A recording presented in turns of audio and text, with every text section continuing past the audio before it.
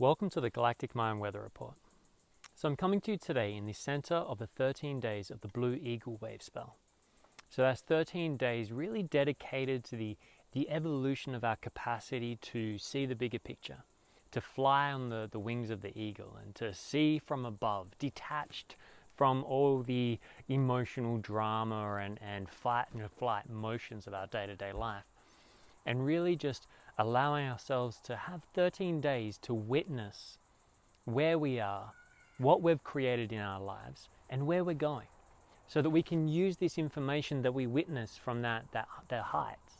So we can use that information in order to create a real vision with our minds, because that's what our minds are for. Our minds are incredible conceptualization devices. You know, they're there to create visions, not to make decisions though. That comes from elsewhere in our body. And so the Blue Eagle is really speaking about our capacity to use our minds to create vision for what we're doing in our own personal lives and what we're doing in our collective lives. Because something that's become very apparent in my life is, if you haven't gotten clear as to what is your vision, you know, what is my vision? What am I overall aiming for here? If I'm not clear on what my vision is, then I get little pieces of that vision.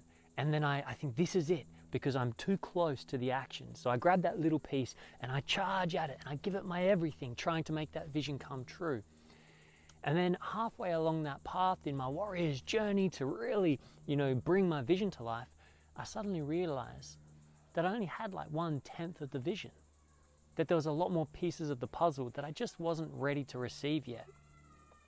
So often when we think we have our vision, it's often just a piece of the puzzle, getting us to where we need to be to receive the next piece.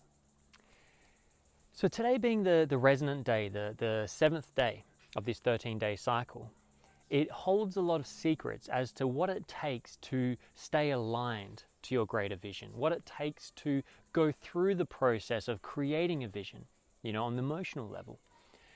And today is Red Resonant Dragon.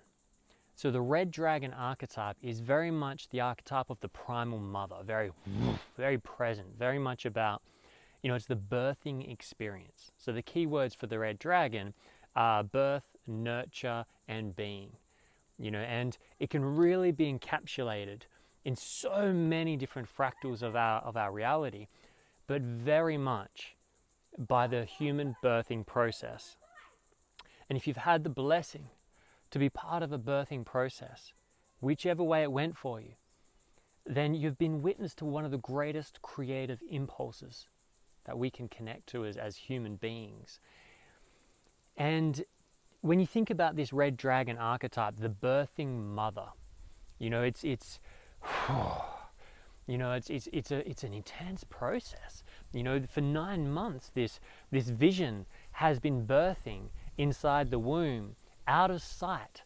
The mother cannot see. I mean, of course she can scan, but it can, the mother feels the fetus coming in, begins to get sensations, begins to get little intuitive, hints and clues as to what is this that is being created. But the mother doesn't get deeply involved in deciding how that child is going to come out. They take the role of the caretaker, the one that waters the garden, that feeds the body, to takes care of the environment that this vision is being created in. And then when the birthing process begins, when it comes to the time that this vision, this little child inside the belly is ready to come out, the body begins to get the signals. And for those that have witnessed this experience, it's intense. It's completely natural, despite all the fear you will often get. And yes, there are challenges where we really do need these medical professionals who are a blessing. But at the same time, the female body, the human body, is capable of so much more than we think it can sometimes. And the real clues to birthing your vision are held in this process. And, the body goes through contractions to get that baby out, to get the vision out of the womb, out of the belly, where it's been resting for 9 months, preparing, working hard to come out solid.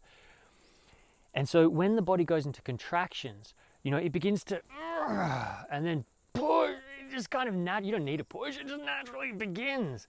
And it's painful, it's this intense process.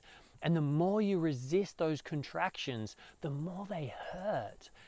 And so you hear a lot in birthing classes and things, you know, women talking about the process of using the breath. So, and using special breathing techniques to allow yourself to surrender to the contractions, to allow them to do the work that they are here to do, which is to help your vision or your child be birthed into the world with everything it needs. And so this is the real clue here, is if you struggle against the birthing process, if you struggle against the contractions, and remember, when a woman is going through contractions in labor, about to have a baby, she has intense contractions, and then she knows, just breathe, just make it through these. Because when these are finished, there will be a pause. There will be a moment where the contractions back off and the body lets you rest for a little bit. You rejuvenate, you pull yourself together again, and then the contractions begin again. And this is the birthing process. Now, contrary to many people's belief, birth can actually be ecstatic. I'm sure many of you have heard of this concept, but it's a very real thing. Ecstatic birth. You know, there's women out there that have had this experience. It's almost like a fable or something that's hard to believe is true with all the way we think about birthing so concreted in our society. But, you know, we've become so medicinalized, if that's even a word. But there is whole institutes where people are focusing on this art form, creating an environment where the mother is allowed to be fully present in the birthing experience, to be fully empowered to have faith and trust in the body, yet also have the parameters around to ensure her safety so that she can relax into the process. And it has happened that women have had fully orgasmic, ecstatic birthing processes. It's hard to believe, right? Because so many of us think of it as, you know, the Hollywood style of the screaming and the blood everywhere and the emergencies and the doctors and on their backs. Of all places, the most ridiculous place to be to have a baby is on your back with your legs up. So, don't get me ranting on that. I already have. But essentially what we're trying to say here is that when you're birthing something in the world, you will have contractions. Those contractions are helping to get your life in the right position it needs to be so that your vision has the best chance of anchoring into your reality it can possibly have. So what that is essentially saying is, during these 13 days of the Blue Eagle and life in general, you will find that life may be testing you. It may feel like you're constantly going one step forwards and two steps backwards. But if you change the perspective of that, instead of thinking that it's a punishment or it's a form of suffering or some karma you have to pay, a price you have to pay, then you're probably going to experience these contractions much like a birthing mother that is resisting birth, that is scared, that is not thinking the body can handle it, that thinks it's horrible and ends up in a hospital, you know, staring at these tiled walls, you know, terrified, stressed up, tight, clenching. Yes, the baby will still find a way.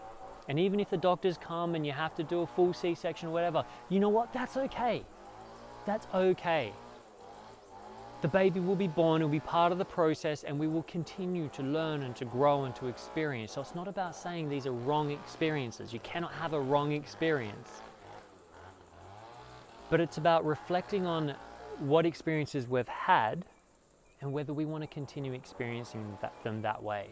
And so this red resonant dragon today is really encouraging us to change the way we see these contractions and the birthing process of our dreams, of our visions into the world. And when we're challenged by the outside world, when we feel like they're being pushed back against and trying to resist allowing us to have our vision, our dream, then we need to just change the way we think of that and instead look at it and go, okay, this is the universe checking me. It's challenging me. It's saying, are you sure? Are you really in the right position right now for what you think you want? And then what it will gently do is create challenges and little contractions which will pull in and remind you to be grateful that you are here, to remind you to not get too caught up in where you're going and to enjoy the ride along the way. And it will have contractions that may seem like, you know, nasty happenings that are, you know, like for example, you might suddenly not have the money to do what you thought you were going to do, and that was the key to getting your vision into reality. And then in hindsight, in a few months' time, you look back and think, thank God I didn't have that money, because I would have jumped on the wrong path and I was thinking the wrong direction, and I would have charged, and that would have been a lot harder to get back from. But instead, the universe pulled the money out from under me, left me stranded, or it felt like I was left stranded in this place of suffering and resistance of my vision, when really all it was doing was helping to position me so that I have the best potential to birth my vision into the world. And the more we can see it from that angle, the more we can use our breath to calm ourselves and let them know that it's okay, that we don't need to survive, that we're okay. The more we can relax, and the more that this process of bringing your vision into the world can be a truly ecstatic experience rather than a slug uphill, you know, struggling. And the last example I wanted to use is right here in the beautiful Australian bush. It's absolutely essential that the Australian bush burns and goes through this process. It's us humans that are terrified by it, you know, when this happens. It's pretty scary. But these trees burnt a few years back. I'm not sure how long exactly. We only just moved onto this property. But when you look at it, you see this black, charred, burnt up tree, right? And it's so easy to think, oh my God, it was such a horrible thing. The fire destroyed everything. But it doesn't destroy nature. It doesn't destroy a strong, grounded vision. It destroys things that are not solid and grounded and prepared. It tests the strength and substance of visions and dreams. That's what fire does. And when you come through in Australia, this fire is absolutely essential. And if I break off a little bit, sure you won't mind, will you, tree? A little, see if we can, look at this. This is the destruction, the contractions that come in and cause resistance in our visions. But they're just testing. It's removing everything that's unnecessary, everything that's inefficient in our day-to-day lives, so that we can make way for the new to be birthed, for the new to come forth, the fresh, beautiful juiciness of fresh life. You know, this beautiful tree, look at these leaves, these green, they're fresh. That's growing off this burnt tree. And it can only do that because the fire came through and destroyed the old. It gives way for the new. So again, the red resonant dragon. Find a way to come to peace with the contractions. Don't let life walk all over you. Stand strong, but use your breath and find peace in the contractions, and it will help your vision come to reality. And with that, I must go get my son's birthday party ready. He turned 8 on the 15th, so tomorrow we're celebrating. And we're busy getting the gardens ready, so I must run. Oh, and by the way, the Galactic Mind Weather Academy is going through its own birthing process. I lost all of the videos from the coursework. If any of you have been registered and trying to look at it recently, I am so sorry. I am very much in the birthing process of bringing the Galactic Mind Weather Academy back, this time more vibrant and active and amazing than ever.